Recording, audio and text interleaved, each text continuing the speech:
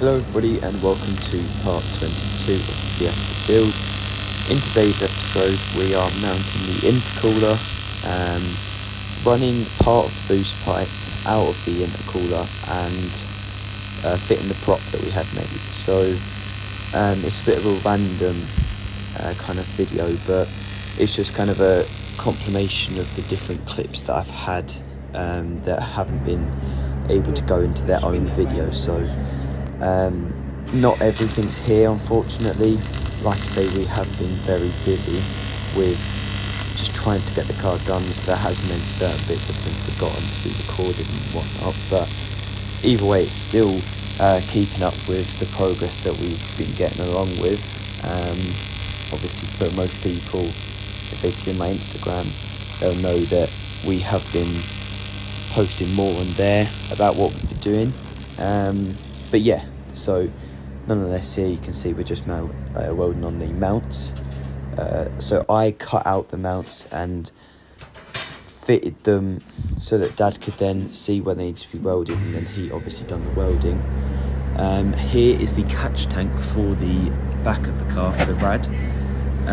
Now this did have to be modified, which isn't in this video because Dad done that one evening. Basically we needed to raise the catch tank up more so that it's higher than the level of the radiator, if that makes any sense. When we had originally mounted it here, it wasn't, so it wasn't a big issue. We literally just had to raise it, so that wasn't a big deal, but we did have to do that. So if anyone's wondering as to why it doesn't look right, that's the reason.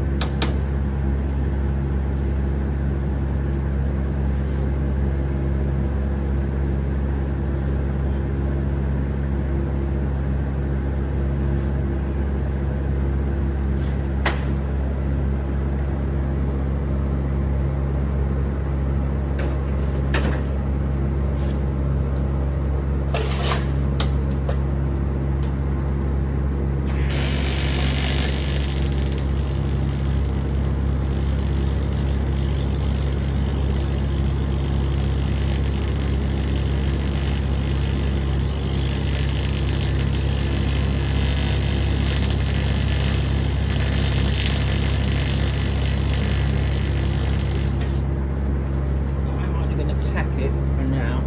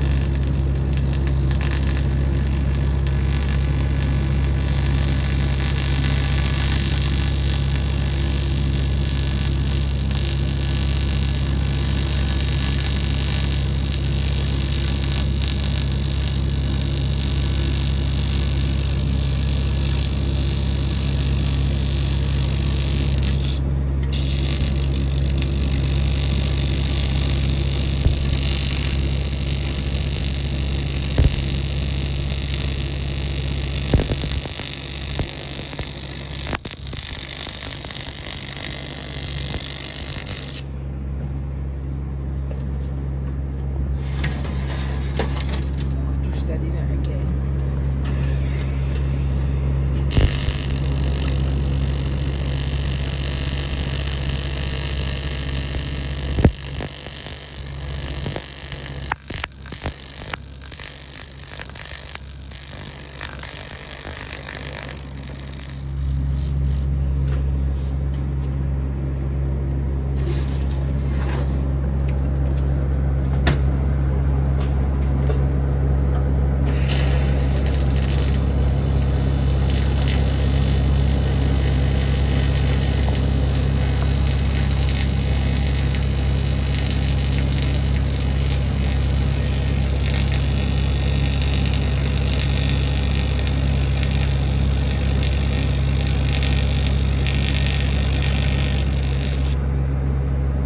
Right, so we're just finishing up the boost pipe out of the intercooler now.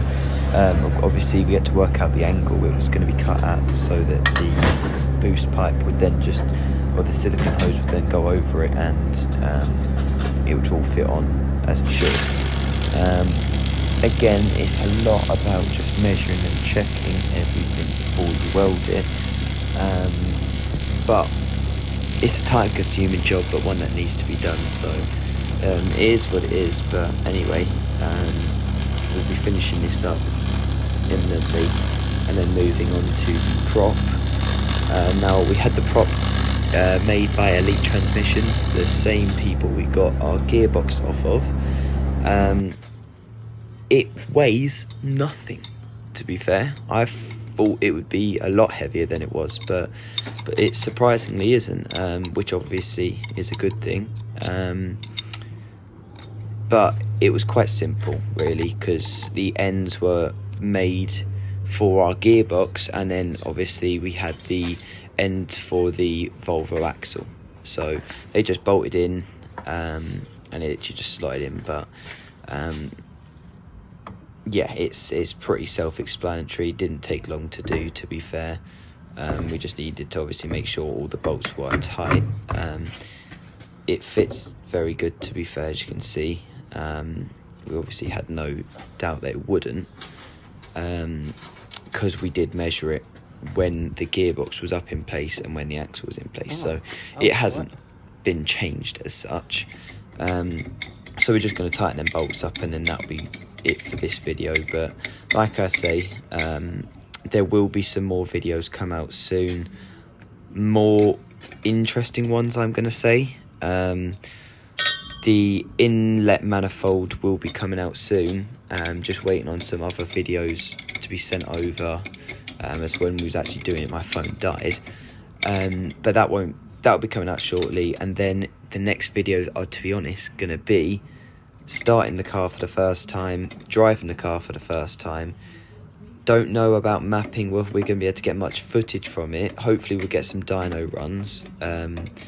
But it is going up north to be mapped, so we may not be with the car when it gets done. Obviously, fingers crossed, we can be with the car when it gets done, because that means we can get loads of footage. But the starting up will be similar to what the mapping would be doing anyway, as it's a lot of just computer values. It's very complicated, to be fair, but yeah, nonetheless, that's it for this video. Stay tuned for the future ones, because like I say, they should be more exciting, and we'll catch you in a bit.